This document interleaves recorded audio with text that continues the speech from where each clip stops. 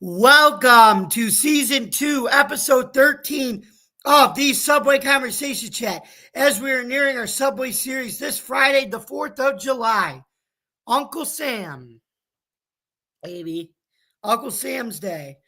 I'm your host, Jamie Malloy, ready to talk all about it with my co-host, Joe Dalio. So without any further delays, here's Joe. Hey, Joe, how's it going? It is going great. And, regular watchers, how are you doing, by the way? How are you doing tonight? I'm good.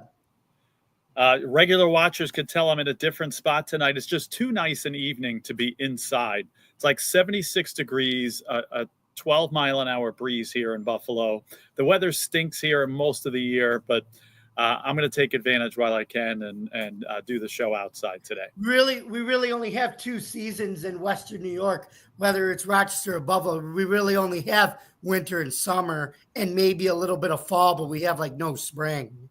Yeah, that's true. And that's the same here. And, I always say it. It's like I hate this place for, again, a lot of the year weather-wise. But from Memorial Day to Halloween, I honestly think there's no better place in the country with better weather here than Western New York. So right, because it's unbearable in other parts of the country. It's even hotter there. That's right. So again, we're going to take advantage while we can. You might hear some birds, you might hear some cars, you might hear some trains. Again, we'll just add to the ambience of the show here tonight. Mm-hmm.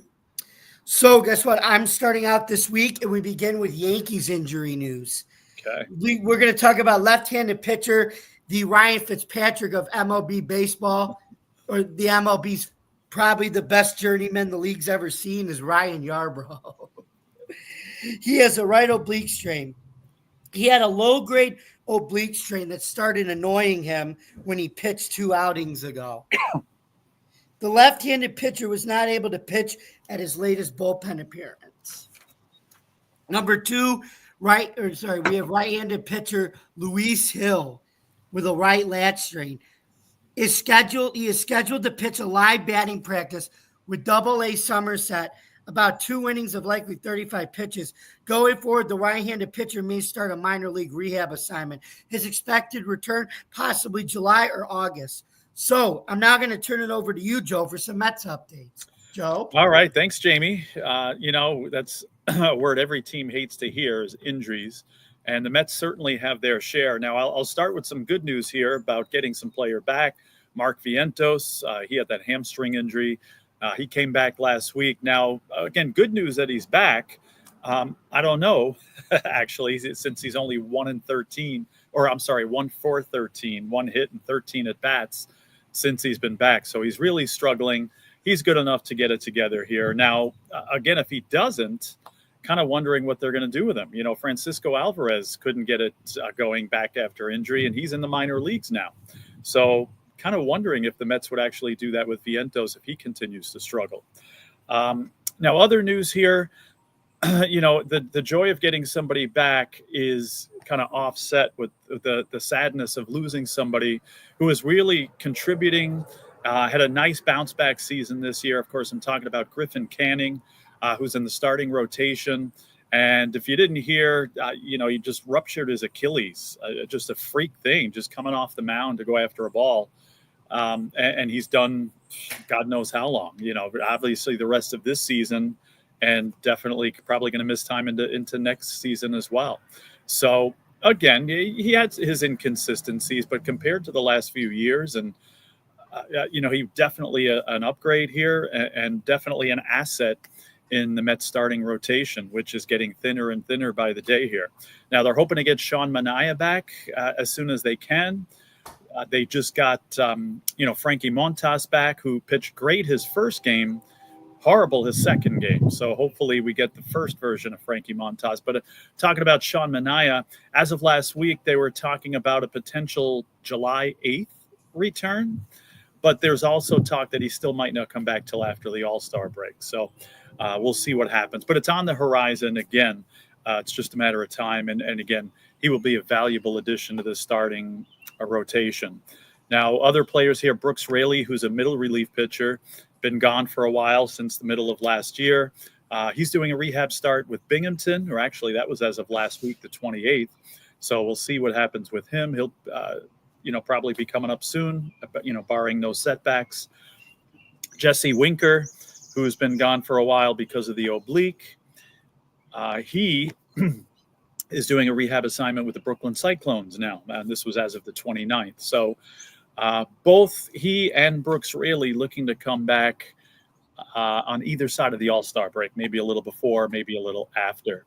Now, a bunch of other pitchers, we were talking about that thin starting rotation, guys like Kodai Senga, Tyler McGill, still on the disabled list. Now, they are looking like second half of July returns potentially.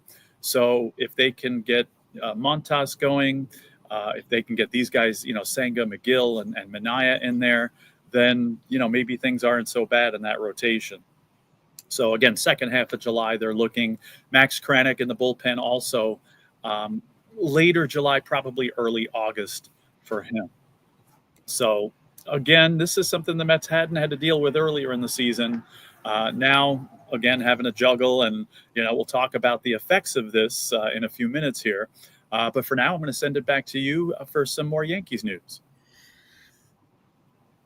Thank you very much, Joe. So anyway, we're going to ask the question, why Spencer Jones being promoted to AAA, Scranton could become a microcosm for a potential September MLB call-up. The Yankees' number 2 prospect has had a successful 2025 season up to this point. He's known as the left-handed version of Aaron Judge, which is pretty cool. But Torres is a rare prospect, or a rare talent with natural batting power like Judge, but he's also a lot faster than Judge for a 6'7", 240-pound lefty. Mm-hmm. So he is now one step closer to the big leagues, and started off his AAA debut in Scranton with a moonshot home run exiting the 109.9 miles per hour off the bat. He's going to love Yankee Stadium when he eventually gets up here. The 24-year-old was originally drafted in the first round, 25th overall of the 2022 MLB draft. We have a quote here. Obviously, he's still a work in progress. He's trying to continue to move that needle as an overall hitter. He's done a really good job of that and earned this promotion.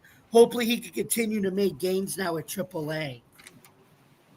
Continue with the quote. He's having a good season, Yankees manager Aaron Boone said.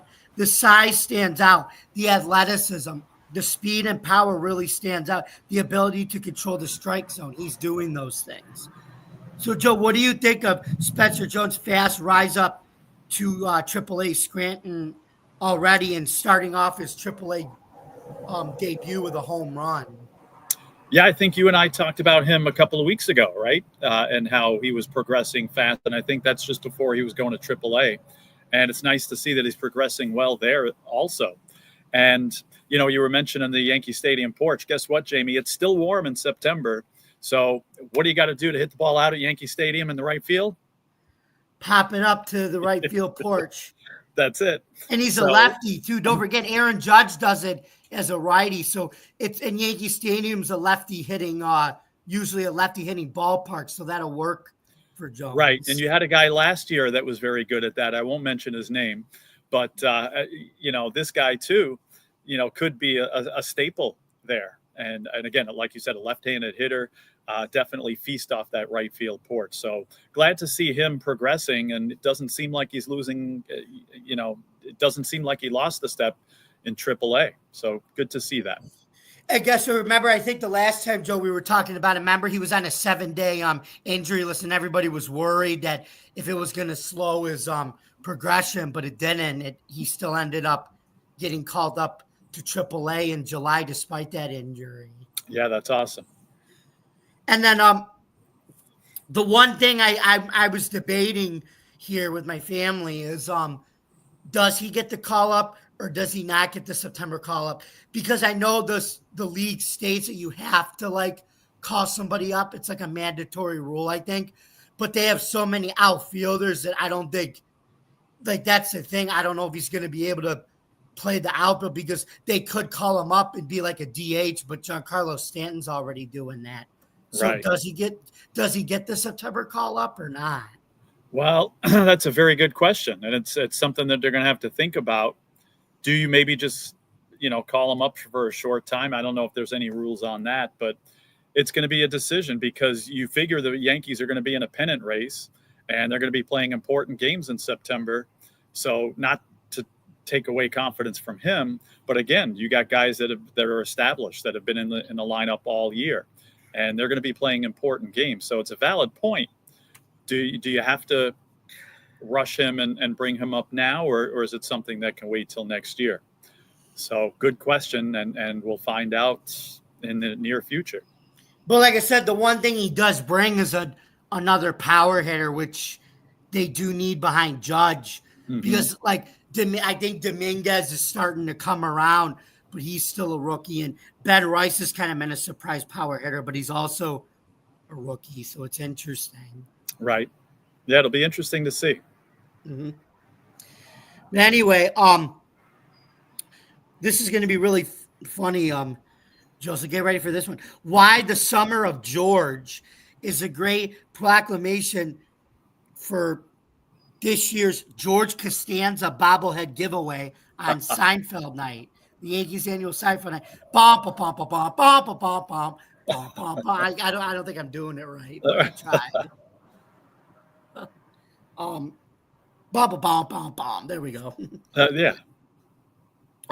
He's back. New York City's favorite television assistant to the Yankees traveling secretary will be honored as the first 18,000 fans who show up will receive a Costanza bobblehead of him napping under his desk, as he did in that Seinfeld episode when his character worked for the Bombers.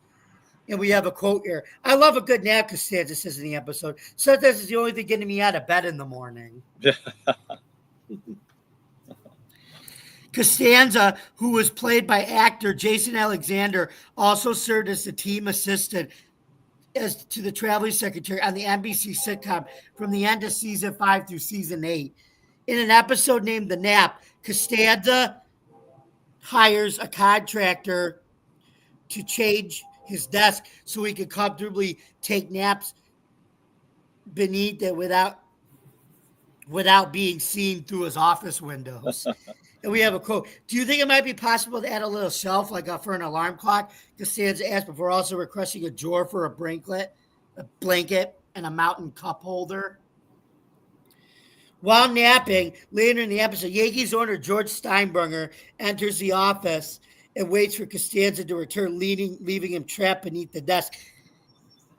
What is it with this guy? I've been waiting 3.5 hours. Said Steinbrenner, voiced by Larry David. Should I go? No way, Jack. Trying to do my best Larry David impression. I thought that was good. Thanks. Costanza had some of his own giveaway suggestions on the show, like Snow Tire Day or John Voight Day.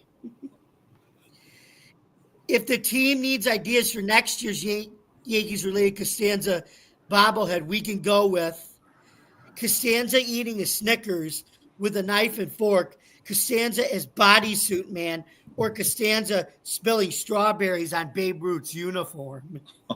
Or perhaps go with a bobblehead of his father, Frank Costanza, ranting to Steinbrenner about trading Jay Buhner.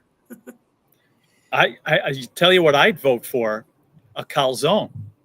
My favorite episode of the whole thing is, I don't know if you remember that episode. George Steinbrenner gets hooked on these calzones, and he sends George to get them. And then he gets upset because they don't see him tipping. So he takes his tip back, and the guy accuses him of stealing, and he's banned from the restaurant, and he can't get George Steinbrenner his calzones. So that's the funniest one that I can remember, is him being, working with the Yankees there. So, Joe, what do you think of Seinfeld night and the Costanza bobblehead of him napping giveaway? And how could this really motivate the Yankees? I don't know how it's going to motivate the Yankees, but it might motivate the fans. I think it's a great touch there that Yeah. to add that. I mean, it's so long ago. I mean, this is 30 years ago that that this was going on, and it's still part of the culture there. So again, whether it motivates the Yankees, I doubt that. I think they're self-motivated, but I think it's a great idea, and I think it would be a fun day at the park. Mm-hmm. And now let's send it back over to you, Joe, for some more Mets news. Joe? All right. So this is the part of the show I dreaded because I have two words to describe how this week went for the Mets. Absolute disaster. This is shocking to me. Okay. So let me start with this. It was the worst 3-game sweep in the history of the franchise. Now, they've had some really bad teams over the 50 plus years that they've been around here, 60 plus years. So, how this happened now, where they have a solid team that still has a chance to win this division, how that happened against the second worst team in the National League, a team that could barely score. The Pirates scored 30 runs against the Mets in 3 games. It's going to take this team another 3 weeks to score 30 runs. And just how did they do it in 3 games against the Mets? I have no idea. I am completely baffled. Now, I only watched one of these games. I watched the Friday game, but I wasn't able to see the Saturday and Sunday ones. But I wasn't missing anything here. 30-4, the Mets were outscored in a 3-game series. Again, think of 62, the second worst team, or after the Rockies this year, could be the third worst team ever, okay, or at least since that time. Again, I could see if this was against the Dodgers. I could see if this was against the Yankees. I could see if this is against, I don't know, the Padres or the Cubs even. The Cubs score runs in bunches. But the Pirates? No offense to our producer, Adam in Pittsburgh here, who we got some Pirates fans on the network here. I have nothing against the Pirates. I like to see them do well. But I don't like to see them beat my team here 30-4 in a 3-game series. I am still in shock over this and how it happened. So, and I think this was, there was something I saw. I wish I would have wrote this down. Something about the Pirates. It was like, I think their best, or one of the best, if not the best. It was in the top 3 of the most dominant series sweeps ever, if I remember this. And the other ones were back like over 100 years ago, if I'm not mistaken. Think of all the great teams out there, the Yankees teams and Dodgers and all that. They've never beat up on teams like this. It was, I think the Pirates were one of the other teams that did it too. But again, we're talking in the teens, 19 teens or something.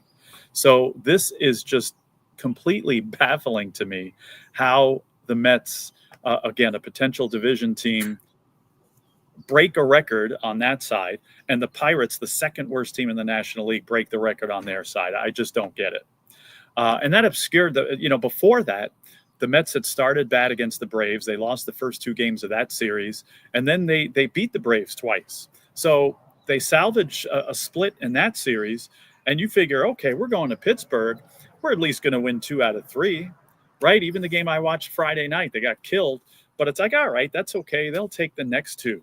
And little did I know they were going to give up 21 more runs in those next 2 games and score like 3. So I am baffled and I can't explain it. So I'm not going to go over it anymore. I will say this, and I mentioned it last week on the show, that as much as these bad things are happening with the Mets, they are still 48-37, and they're still only 2 games out of first place.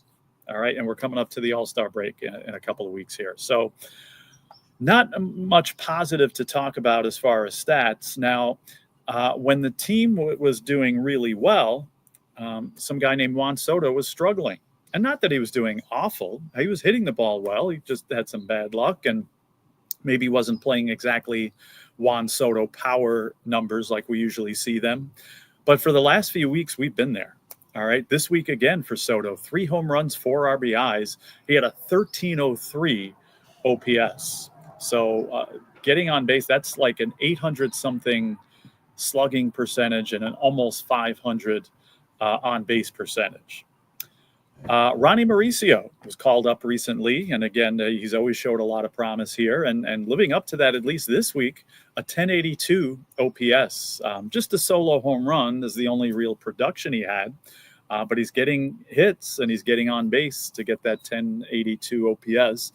Of course, the OPS measures both slugging percentage, both average and extra base hits, things like that, plus getting on base. So to me, as far as the simple stats in baseball, OPS is still my favorite and to me the most accurate one.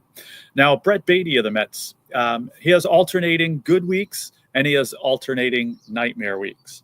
This one was one of the good ones, 900 OPS, only an RBI, but still getting hits and getting on.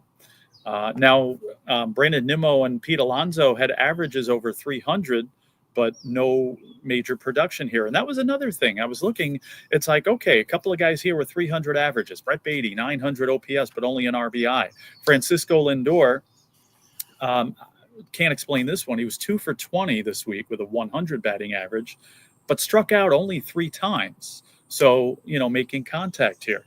Now, I looked because, again, I missed the last 2 games that I didn't really see the stats for them. So I'm thinking, well, if these guys are getting hits and getting on base, how did they only score 4 runs here in that series? And I looked to see, it was their average with runners in scoring position, like way down? Were they just not getting the key hits? And actually, as far as the Pirates series, their average, with runners in scoring position was actually higher than their average on the road. So that baffled me. And again, another thing that I can't really figure out here, and I'm going to stop trying to figure out because hopefully we can move on with this. Now, I like to be nice, and I follow the mama rule.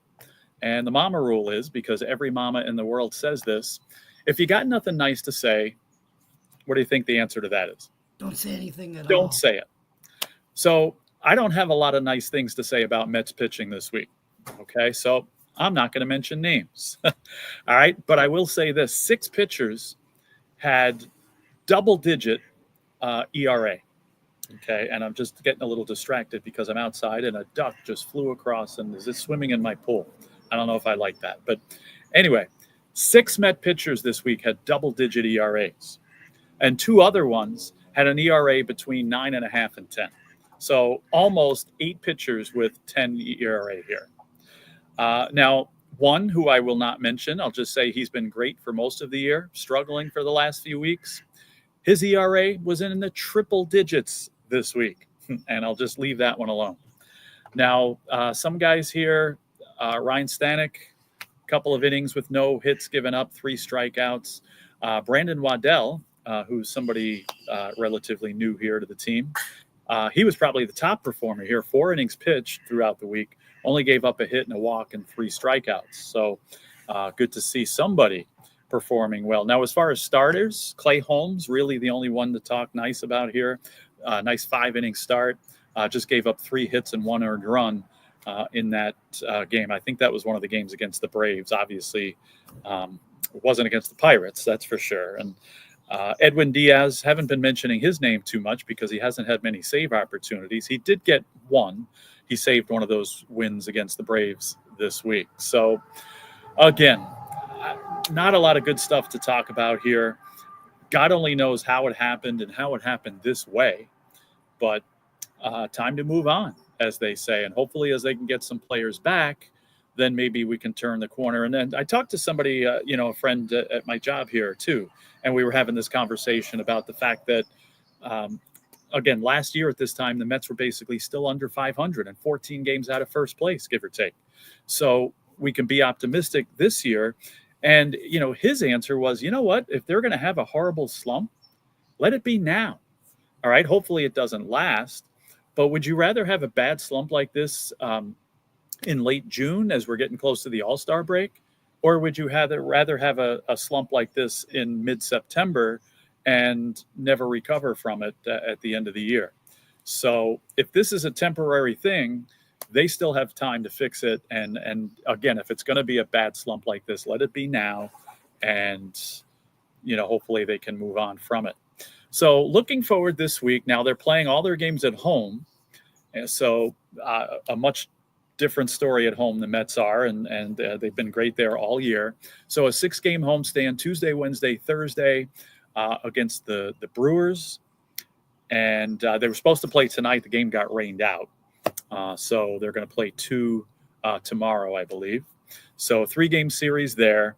And as you mentioned before, Jamie, that 3-game series at Citi Field with the Yankees Friday, Saturday, Sunday. So I'm thinking and hoping the Mets could take, 4 out of 6, get back on the right track here. So we'll see what happens here. But definitely need to turn around things fast. It's going to be tough to do, again, because some players still on the shelf here, especially the starting pitching. But the good news is players are coming back, and hopefully they're still in this thing when those players get back. And I'm pretty confident that they can turn this around and do that. So that's it as far as Mets news going on here. So I'm going to send it back to you, Jamie. Thank you very much, Joe. So anyway, now we're going to ask, who should the Yankees target at the deadline? And after starting out the year with a 42-25 record, the Yankees have now dropped 9 of their last 12 games.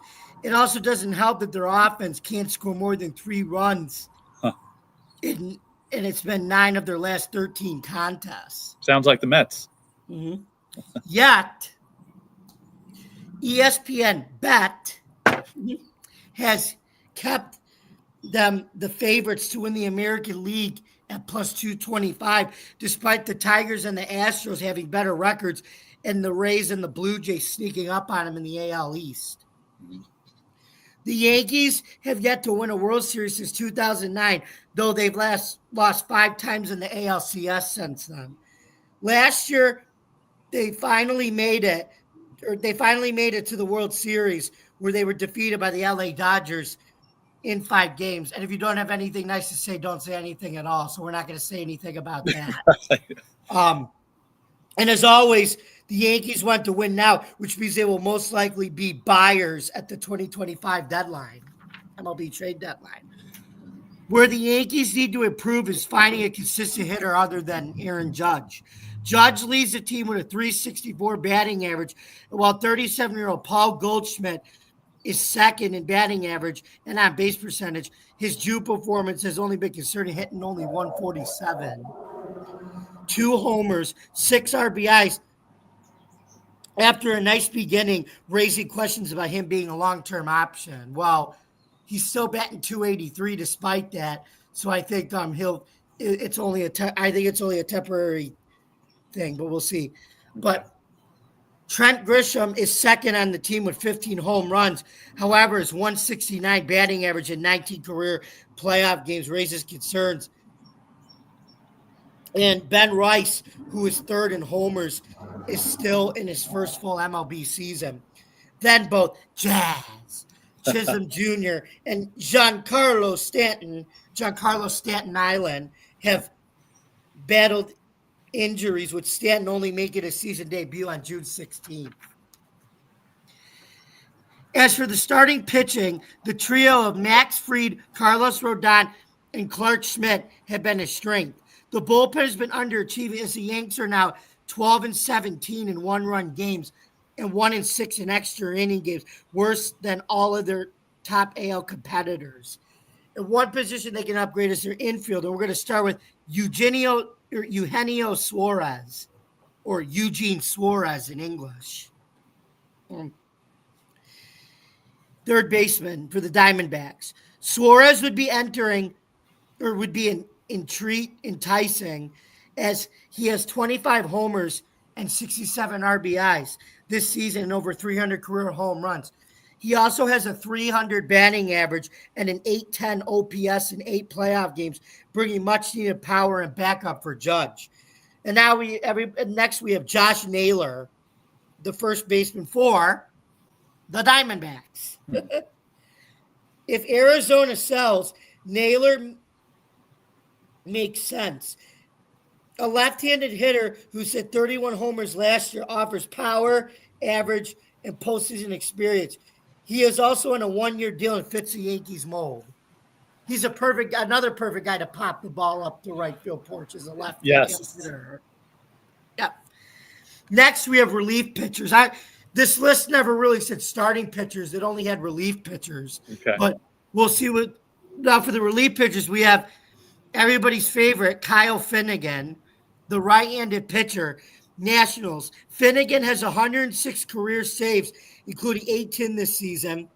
He has a career 25 strikeouts to walk ratio and excels at limiting hard contact with 1 year left on his deal. The Nationals should be opening to move him. So should Kyle Finnegan begin again in the Bronx?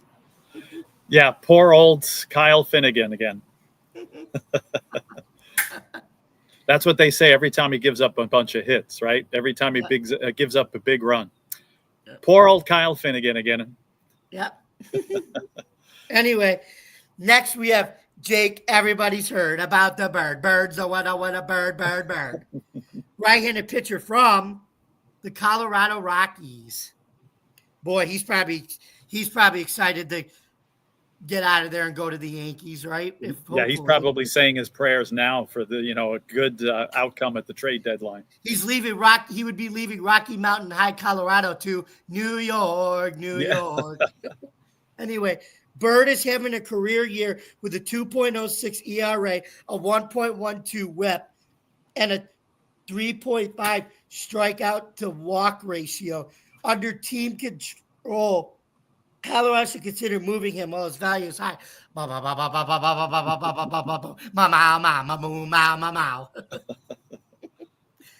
Next, we have Anthony Bender, right-handed pitcher from the Miami Marlins, not the Florida Marlins, Miami Marlins. So Bender might be a clairvoyant acquisition. Despite a career-low strikeout-to-walk ratio, he does have 12 saves and has limited righties this year to a 159 batting average. With the Marlins likely selling, he's a bullpen arm worth exploring. Although, like I said, the Marlins are surprisingly competitive, even with all this youth and experience on their team. They're actually overachieving, yeah. Yeah, they won about 7 in a row, I think. Yeah, so the Yankees have one of the AL's most talented rosters to contend, which I think that's the case even with the Dodgers and their payroll up to $700 million. So the Yankees, I feel like, still have a roster that's better than everybody else, even though they may not spend like they used to. Mm-hmm. So, but can't just sit and float along across a lazy river either. Yeah, it's nice that they're under that fictitious salary cap. Mm-hmm. On foot for the playoffs, yeah. Mm-hmm. For the playoff, the team needs to improve its holes. Their diehard fans won't tolerate settling for less than their rivals, especially another playoff exit at the hands of the Houston Astros. Joe, where are the current Yankees going, and why are these potential deadline acquisitions why do they make sense for them? All right, excellent questions. Now, beginning of the year, I predicted the Yankees to win the World Series, and here we are halfway through the year. I'm still predicting that. I think they turn this around. I think they go to the World Series. I think they win the World Series. I don't even think the Dodgers make it. I mean, again, I don't know who gets there in their place, but it's so hard with this stupid playoff format that they have that it's weird to say this, but I'd be surprised if the Dodgers get back to the World Series. As good as they are, as good as they're probably, again, it's summertime, it's July. They're probably going to go on like a 50-5 run, but I don't see them going far, in the playoffs. I just don't for some reason. So you think last year they just happened to break the curse because the two best teams finally made it, but you think that was a one-time thing? You think it's going to go back to a crap show? Yeah, I think it will. Hopefully we'll see a trend where that happens. I want to see the good teams have the best chance to win. I'm not saying the best team has to win all the time, but at least give them the best chance to win it. And until the playoff format changes, then I don't think that's going to happen. So you're going to have years where, remember, we used to joke about it last year, right? Saying, God, I'm dreading this potential Padres Twins World Series that we could potentially get. And luckily, we got the good World Series. We got the Dodgers and the Yankees, which is, what anybody would want to see. So I still really believe the Yankees are going to win the World Series here. Again, they have to make some improvement and make some changes. Every one of those that you mentioned, between Suarez, between Naylor especially, I think that, would be a great idea. I mean, I think the Yankees could really nail it with Naylor if they could pick him up. You were talking about him being a left-handed hitter with the porch. The guy has like 1 billion RBIs in the last few seasons. So he produces. He's going to now, have a chance to hit more home runs. Kyle Finnegan, has he proven anything with Washington? I'm not so sure. But would he be a positive addition to the Yankees? I believe that he would.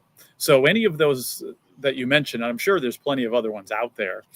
Those that you mentioned, probably some of the better ones. Any of those players would certainly help the Yankees and get them a step further. I am very positive. I'd be shocked if they don't make any moves before the trade deadline. Same with the Mets. I don't think the Mets are going to stand still, especially with pitchers. I think the Mets make a big pitching move at some point to help themselves. And I wouldn't be surprised if the Yankees do. But again, it might be more in the realm of middle relief or late relief, instead of maybe starters, although I wouldn't be surprised if they did that either. But there's some great hitters out there that could boost that lineup, and those include the ones that you just mentioned there. So we shall see. When's the trade deadline? Is it at the end of July? As long as they don't have to give up Spencer Jones, I mean, we'll see. Yeah, I don't think that's going to happen, but we'll find out. But you figure it's about 4 weeks away when that deadline is. But Joe, guess what? Here's what's funny though. We did get the two best teams in the World Series with the Dodgers and the Yankees. But guess what? It still didn't come without a price. Because guess what? It was in a year where nobody won 100 games, 100 regular season games. Yeah. Even though we got the two best teams last year. That's okay. I don't mind having parity in the regular season. In fact, that's what I want. I don't want to see teams winning 120 games and other teams winning, 40 or 50, whatever it is. But like the White Sox, I think won 50 last year or 49 or something like that. So I love seeing parity in the regular season. All I want to see, again, not saying the best team has to win every postseason, but at least give the best teams the best chances to win. And then if somebody beats them in that situation with all those advantages, well, then hats off to them. And, if a team goes on a run beating great teams, well, then, again, you tip your hat to them. But give the best teams the chance to win so we get to see more World Series. The only disappointing thing about last year's World Series is just it was short. It was only 5 games where people wanted to see a more exciting one. But we got it. So I'm not going to complain about that. And hopefully we get the same thing this year. But the thing is, though, there's a lot of teams that are very deserving to get there. I know we're only halfway through the season, but, you look in the National League, you got, you got the Mets and the Phillies in the East, you got the Cubs, you got some other teams in the Central that are sneaking up there. Cardinals, for example, Brewers are back in the mix.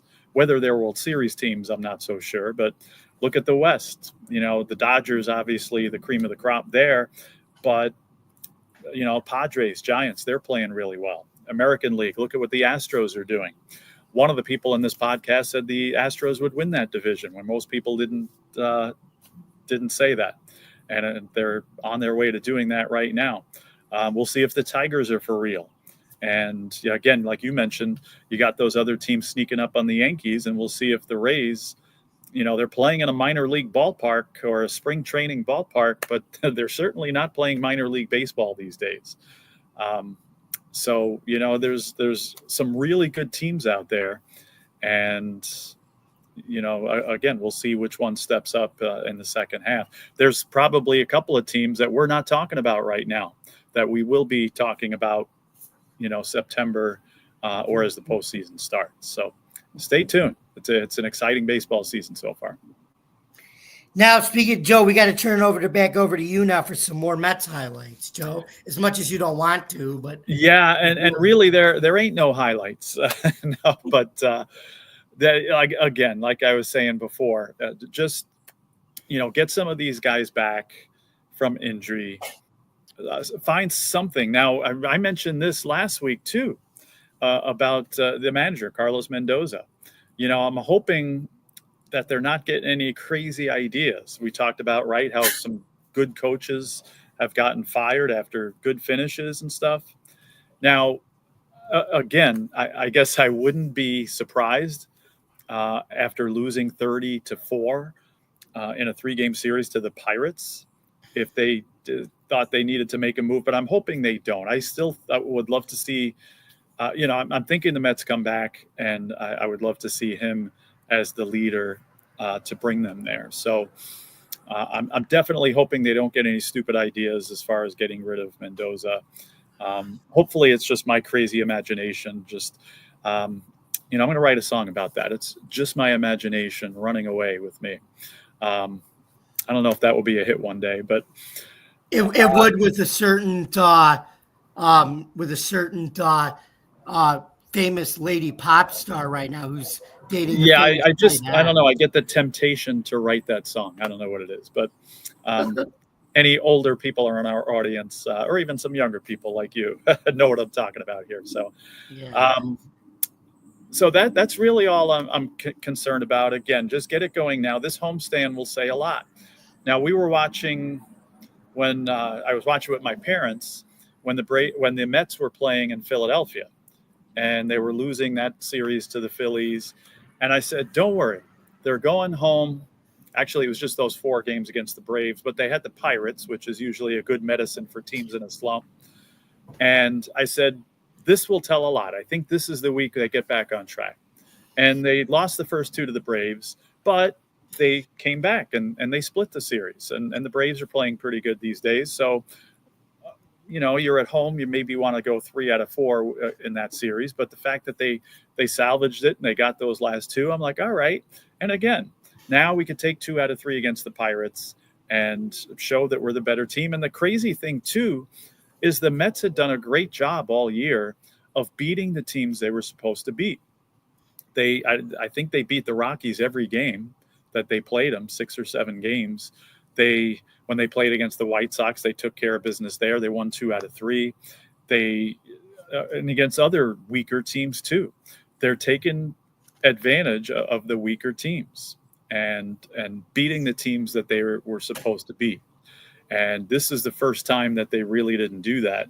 And I mean, these looked like, the 71 or 79 Pirates here playing against the 62 Mets or that team way back in 2025, the Rockies, So that's what the Mets look like. They look worse.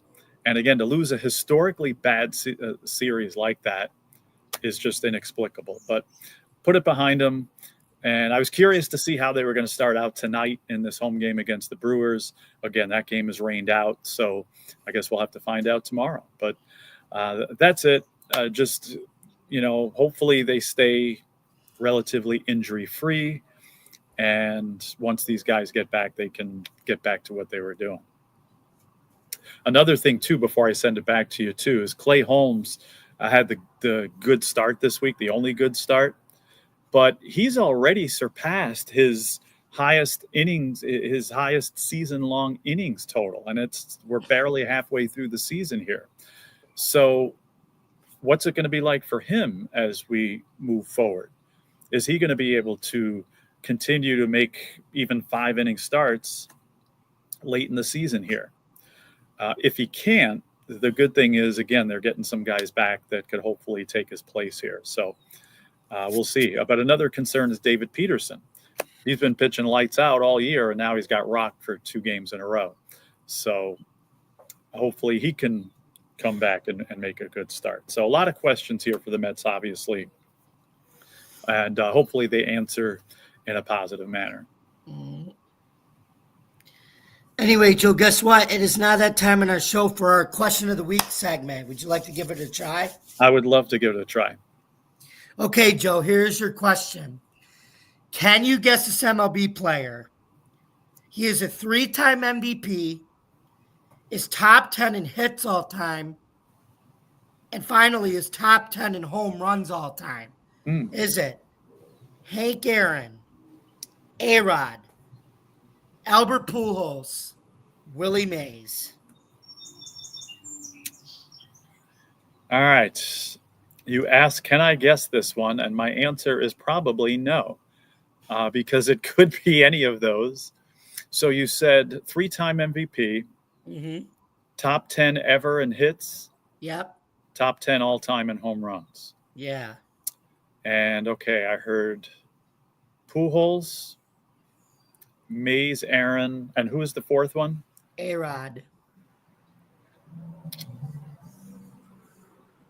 Wow. Now, actually, the one name, it's funny because you asked the question, and I always try to guess a name before you give the choices. And you did not mention the name that I was thinking. Who do you think that might be? Recent 2000s. Oh, Pujols? Asterisk. Right. I was thinking Barry Bonds. Oh. That would have been my answer if that was one of the choices, but that wasn't one of the choices. So I am going to say we'll stick with the San Francisco Giants theme here because Willie Mays was a great home run hitter. He's definitely top 10, I believe, and he was a good average hitter. So I'm going to go with Willie Mays. Ooh, I'm sorry, Joe. It was Albert Pujols. All right. And he was a possibility too. I didn't think it was A-Rod. And even Hank Aaron could have been one of the choices. I wouldn't have been surprised. So that was an excellent question. Like I said, the one I was thinking of wasn't even one of the 4 that you mentioned. So it was just a guess, but excellent question. So anyway, here are the steps now the Yankees could take to enhance their July performance.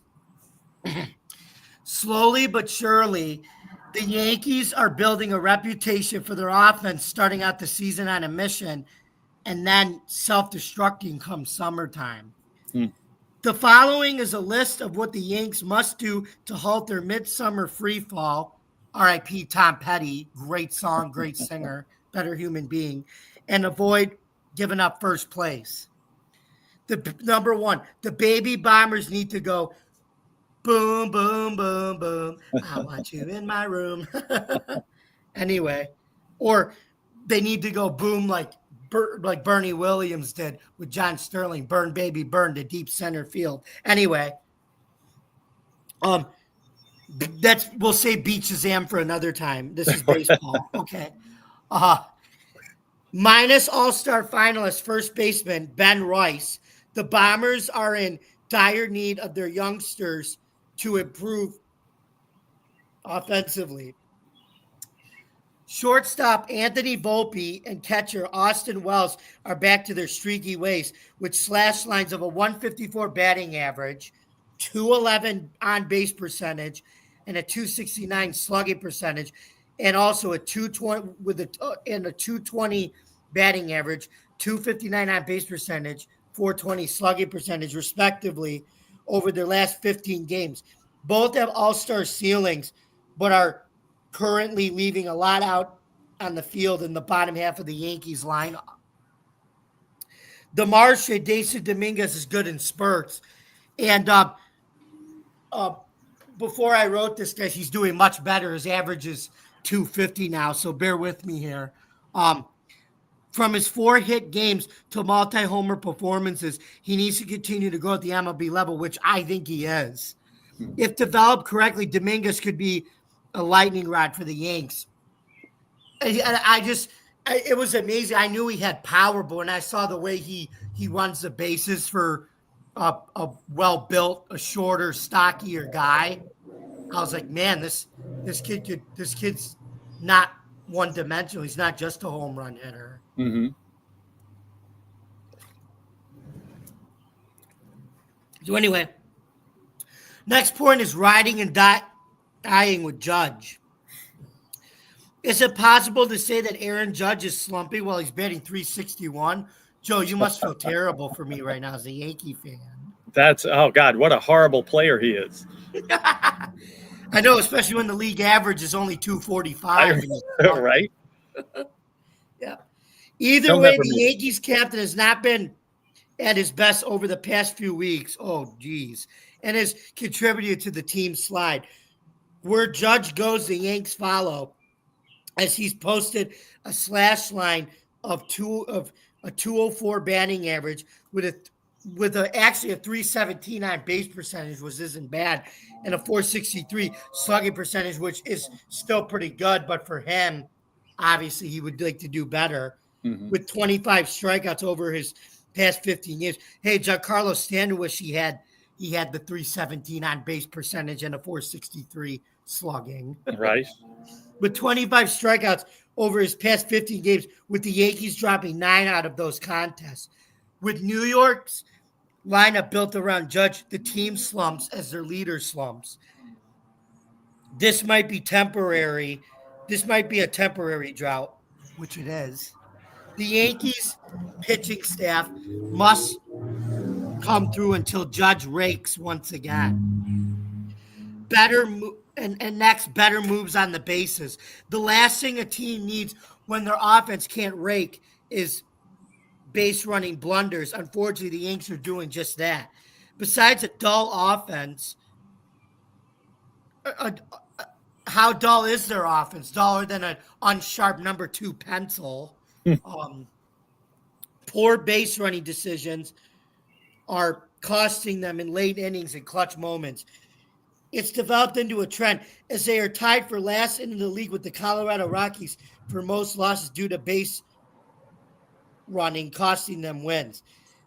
Giving away free-outs in the MLB is a no-no, so it's imperative that the Yankees decrease their base running blunders. Pretty obvious there, right? Mm-hmm. I would say so. If don't need Pedro Martinez and TBS to tell you that one. Right. Anyway,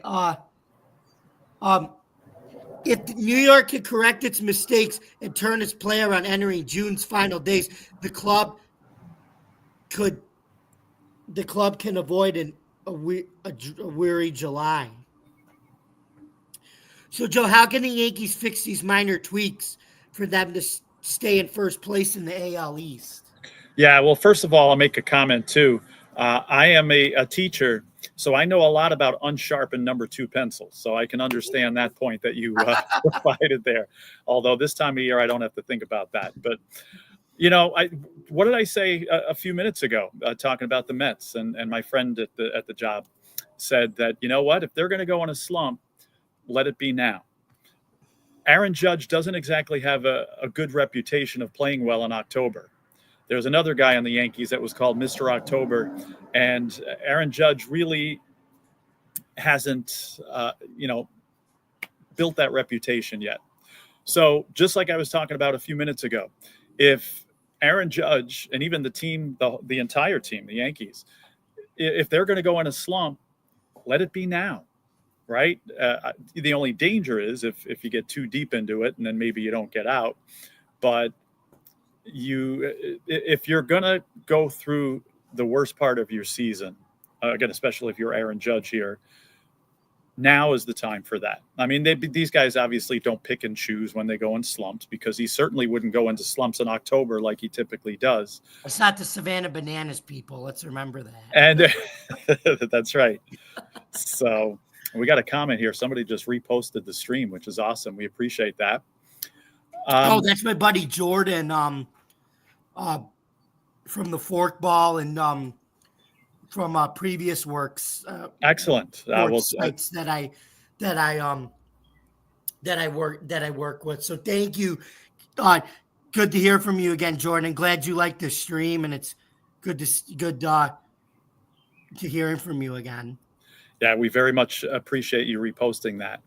Mhm. Again, the Yankees are going to get out of this. Obviously, you said it all there, Jamie. You can't. Okay, guys are going to go in slumps throughout the year, but you can enhance those slumps by doing stupid things on the base paths and being compared to the Colorado Rockies as far as being ineptitude and making poor base running issues.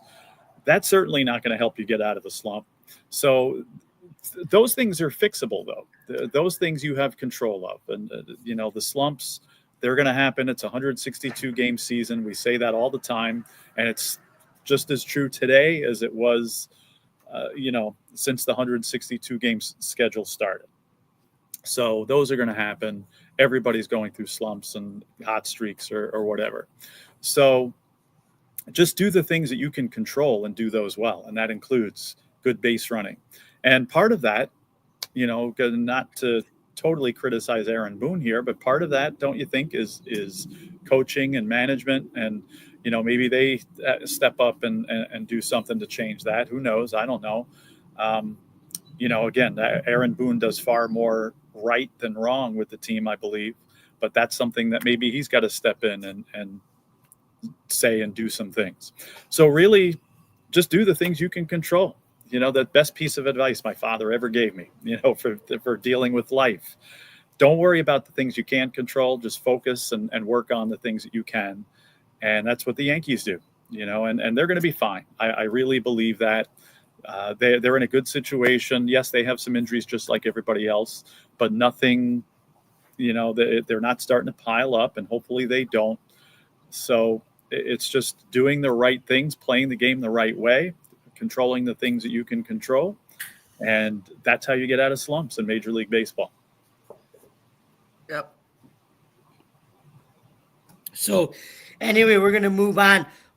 How is Max Fried still pitching almost flawlessly as the Yankees end the red sweep?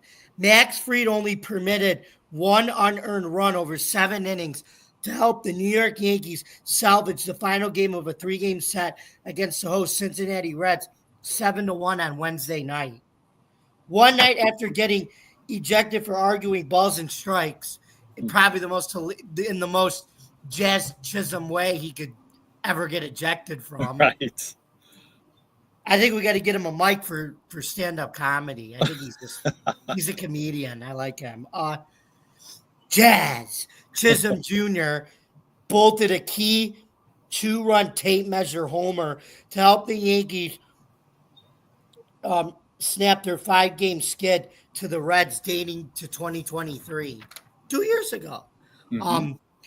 Trent Grisham and Jason Dominguez had 4 hits apiece for the Yankees, who won for only the 4th time in 13 tries. Dominguez set a new career high when he doubled in the 9th. Ellie De La Cruz had 2 hits for the Reds, who had their 3-game win streak snapped. Max Fried, who's 10-2, allowed 4 hits, struck out 7, and walked none over 106 pitches, becoming only the third Yankee pitcher since 1962 to be the first in the majors to 10 wins in a season. Cincinnati scored its only run in the 4th. Spencer Steer singled to Chisholm at 3rd, but Chisholm's throw was wild, allowing De La Cruz to score from 2nd. Cementing his work as an ace, Fried improved to 8-1 this season following a Yankees loss, lowering his ERA to 0.93 in 10 starts following a team loss this season. Wow.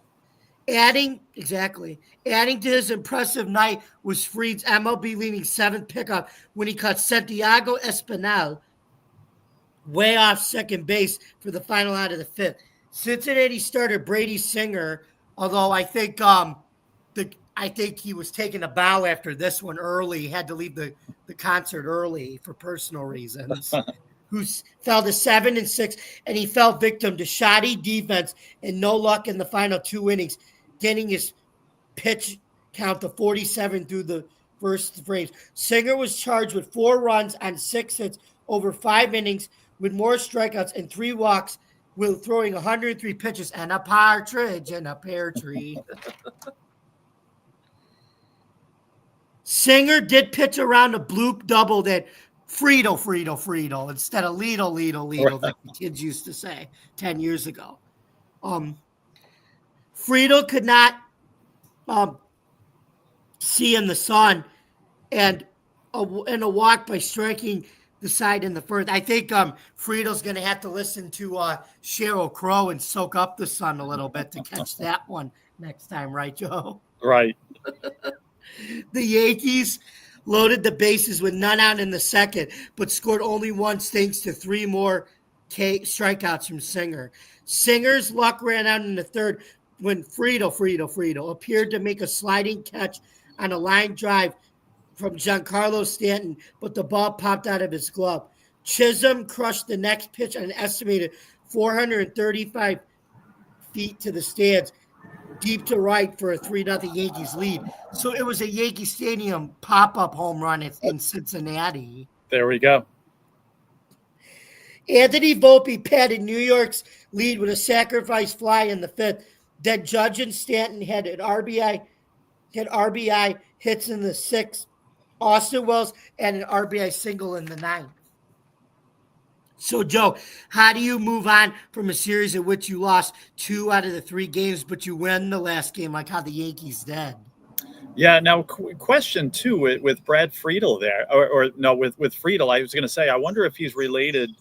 There was a guy, Brad Friedel, I think his name was, and he was a goalkeeper for the U.S. soccer team that did pretty well back in the early 2000s. So what was his I wonder name if again? there's Brad Friedel. Oh. And like I said, he was the U.S. goalkeeper, and he was good. And they went as far as they ever did in the World Cup and I think he was the one. Anyway, talking about a different sport, and I can't believe we've gone an hour in this show without me saying something, but I'll get to that after I answer this question. So, Jamie, if you could figure out how to, it's kind of hard for me to answer that question because I'm trying to figure out how my team comes back from being outscored 30-4 in a 3-game series against the second worst team in the National League. So I don't know. Maybe this is an easier question to answer. I don't know. But at least they won the 3rd game. And again, we just talked about it. They're going to be fine.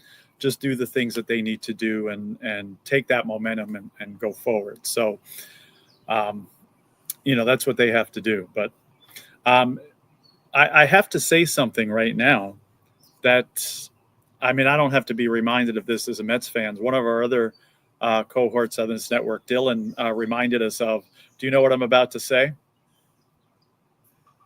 It's What? July 1st, and one of the most infamous Mets ever has his. Oh, Bobby day. Bonilla, yeah. It is. I can't believe I didn't say this in the beginning of the podcast, but Bobby Bonilla Day, and he got paid his $1 million today. He's getting it for the next 11 years, and let's just say sometimes the Mets haven't been so smart, and I'll just leave it at that. Remember, I don't like to say bad things about people or organizations. So happy Bobby Bonilla Day. Any Mets fans that are still with us listening here that are like, come on, why the heck didn't they say anything about this? There you go. We've said it. Mm-hmm. Yep. Well, it looks like we come to the end of our show, Joe. So where can we find you on the social media world on Tuesday, July 1st, 2025? The first day of July and our first show of July. Can you believe that? It's already the 7th month of 2025, and it's almost Independence Day. Yeah, absolutely cannot believe it. Now, I think the halfway mark of the year is July 2nd, which is tomorrow, of course. And it's my daughter's birthday tomorrow, so happy birthday, Marissa. Her birthday is the 2nd, Happy and birthday, that's Melissa. usually the halfway mark of the year. So how we've gotten to this point here is beyond me. More than halfway through this baseball season now. I'm on summer vacation, so I'm a happy teacher camper here. So how we got to this point, I'm still in shock. So anyway, I'll quit babbling here so we can move on. Joe Dell Sports on Twitter X is where you can find some of my views on some of the sports going on.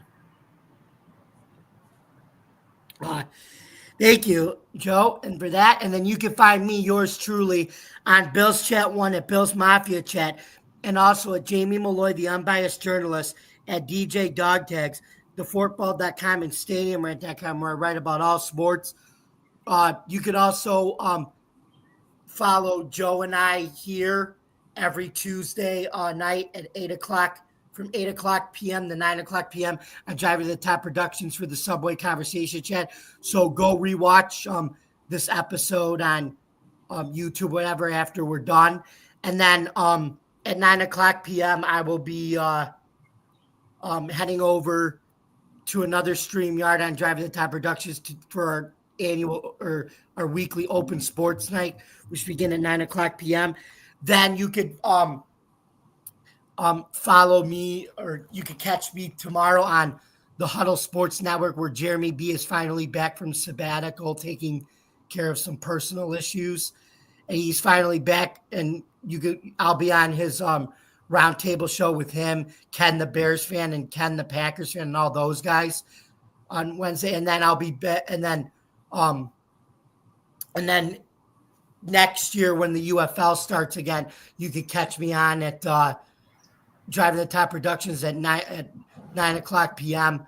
for our UFL recap show. So thank you guys very, very much for listening. Don't forget to subscribe to our YouTube channel, like, comment, and ring the bell for notifications. For more content on Driving to the Top Productions, you can visit our Twitch stream, Facebook stream, YouTube, Facebook page, X stream, YouTube stream, wherever you get your podcast. Thank you so much for listening, guys, and we look forward to you tuning back in with us next Tuesday at 8 o'clock p.m. to the Subway Conversation Chat. Get to New York sports here with Jamie Malloy and Joe Dalio in the Subway Conversation Chat at 8 o'clock p.m. on Driving to the Top Productions. Have a good night, folks. Well done. Have a great night, everybody. Yep.